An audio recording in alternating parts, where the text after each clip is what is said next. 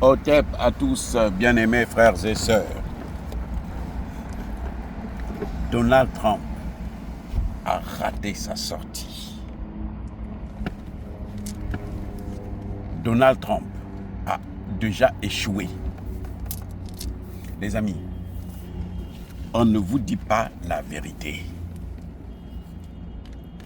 De temps en temps, je vous donne quelques éléments pour que vous puissiez comprendre un peu ce qui se passe.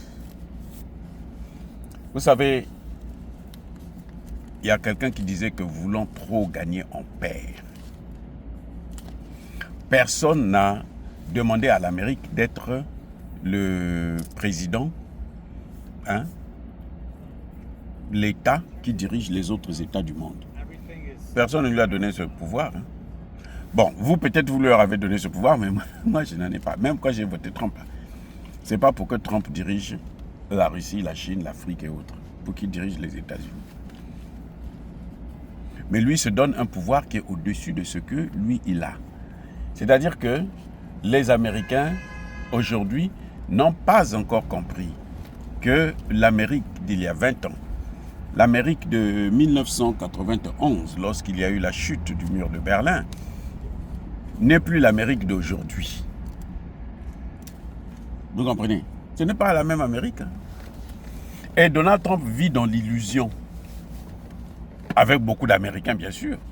Parce qu'ils pensent que, bon, eux, ils sont les maîtres du monde, ils peuvent commander le monde, ils peuvent gérer le monde, ils vont l'emporter dans tous les domaines. Cette histoire des tarifs douaniers, là, ça est en train de causer des dégâts dans l'économie américaine. Vous savez, c'est pas parce que CNN n'en parle pas qu'il n'y a rien qui se passe. Non. Si quelqu'un vous a dit ça, il a menti. Parce que CNN que vous voyez là, c'est un média américain. Et tous les médias américains sont des médias de propagande. Ils ne peuvent pas présenter des choses qui vont salir l'Amérique. C'est pas possible. Ils ne peuvent pas dire la vérité. Surtout pas au peuple américain. Parce que si on dit la vérité au peuple américain, il peut y avoir un soulèvement ici. Vous voyez? Alors, qu'est-ce qui se passe? La plus grande entreprise de tech, de technologie aux États-Unis est en crise. Elle risque de tomber en faillite. À cause de quoi? Des sanctions américaines, des tarifs douaniers plutôt. Oui. Parce que les tarifs douaniers empêchent un certain nombre de produits qui veulent aller à l'étranger ou qui rentrent ici, de rentrer.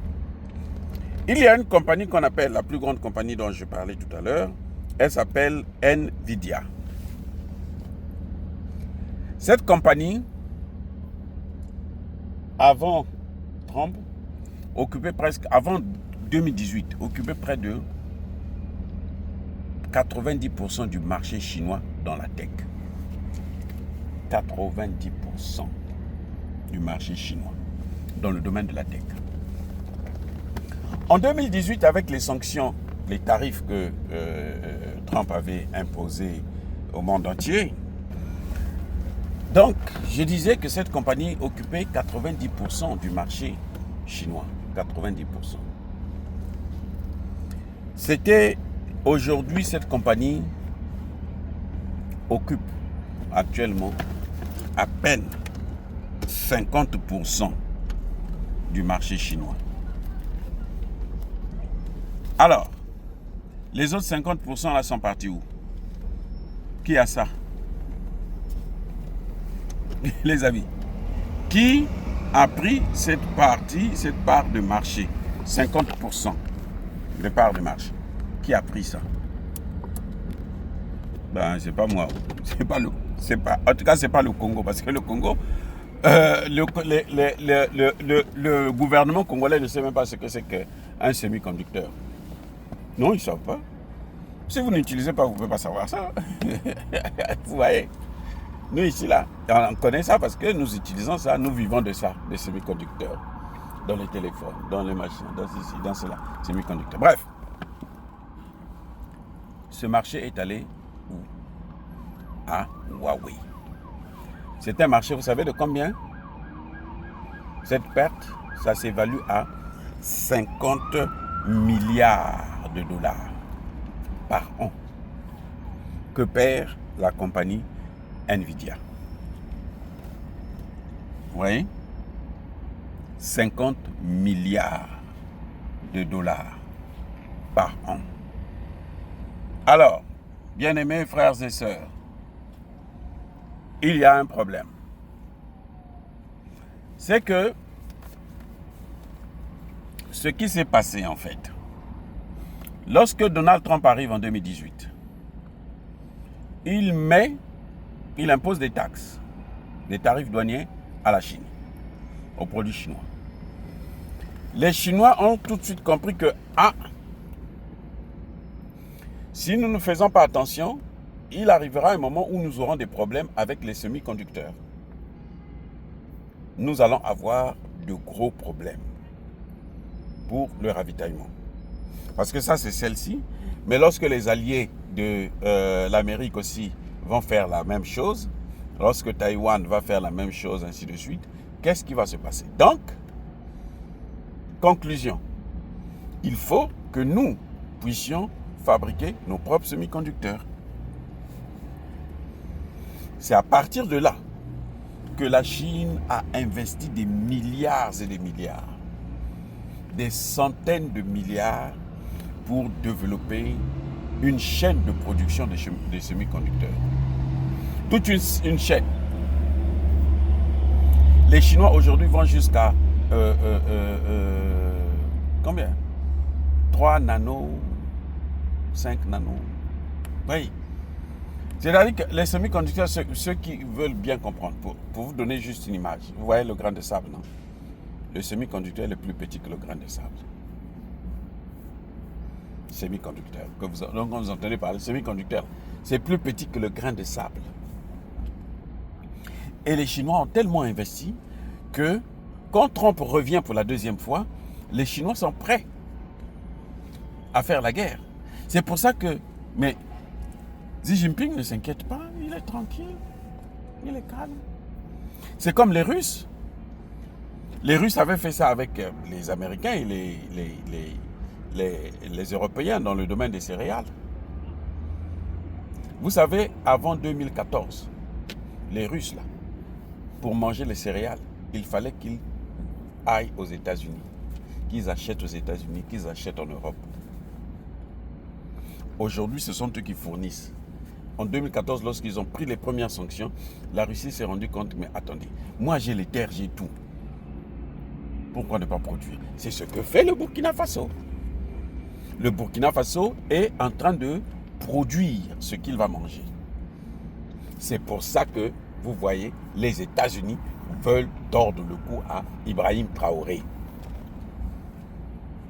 Vous comprenez, non? C'est la même chose que les Chinois là ont fait dans le domaine des semi-conducteurs. Ils avaient fait plusieurs stocks et puis ils ont commencé à fabriquer leur chaîne de production. Quand on parle de chaîne de production, ça veut dire que de la matière première, de la technologie, des machines, ainsi de suite, tout vient de chez vous. Vous n'avez rien à demander à l'autre. Parce que vous vous dites, bon, comme par exemple vous voulez fabriquer une voiture, quand on parle de chaîne de production, les pneus sont fabriqués chez vous, les vitres sont fabriquées chez vous, les tôles sont fabriquées chez vous, les ceci, tout est fabriqué chez vous. Vous n'avez pas besoin de l'aide de quelqu'un d'autre. Voilà ce qui se passe exactement. Et c'est ce qui est arrivé là, dans le domaine des semi-conducteurs avec les taxes douanières de Donald Trump. Ça ne fait peur à personne. Actuellement, la compagnie là, Nvidia, le patron de la compagnie, il a outrepassé les décisions de Donald Trump. Il est en train de négocier avec la Chine directement. sans l'aval du gouvernement américain. Parce que le marché chinois, écoutez-le bien, dans le monde entier là, actuellement, c'est le plus grand marché au monde. C'est le marché le plus dynamique au monde. Les Chinois achètent tout. Ah oui, ils achètent tout. Et puis les Chinois, ce qu'ils ont fait, l'autre chose c'est qu'ils sont allés vers d'autres pays comme la Malaisie et autres pour investir dans ces pays-là afin qu'ils puissent fabriquer les mêmes produits. Les produits qui sont censés être pénalisés par les États-Unis. Ce qui fait qu'aujourd'hui, ces pays-là, les Philippines, tout ça, ce sont devenus des petites puissances dans le domaine de la tech. Oui, ils fabriquent tellement de choses. Et que les États-Unis, même si demain, les États-Unis vont fabriquer leurs produits, eh bien, à moins qu'ils vendent ça moins cher. Or, les États-Unis ne peuvent pas vendre ça moins cher puisque la main-d'œuvre ici est à un prix tellement élevé. C'est d'ailleurs pour ça qu'ils avaient fait les délocalisations.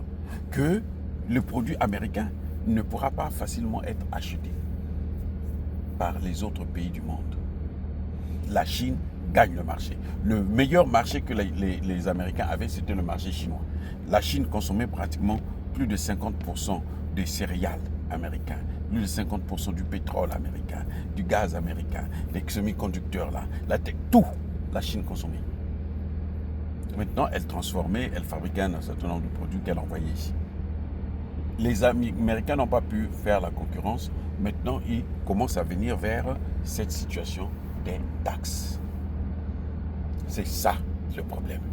Et actuellement, ça revient comme un effet boomerang. Vous avez vu, je vous ai parlé de ça ce matin, qu'un tribunal de New York a annulé la décision des taxes de Trump. C'est une décision qui est juridico-politique parce que même les hommes politiques, y compris les républicains, s'inquiètent, se disent que mais attendez, cette situation-là n'arrange pas la situation, ça n'a pas baissé l'inflation, au contraire, c'est en train de continuer à grimper ou ça n'a même pas stagné. Ça continue à pénaliser la ménagère. Donc les plus fragiles aux États-Unis payent le prix fort. Ça, c'est ce qu'on appelle une erreur stratégique dans le domaine des tarifs douaniers. Soyez bien.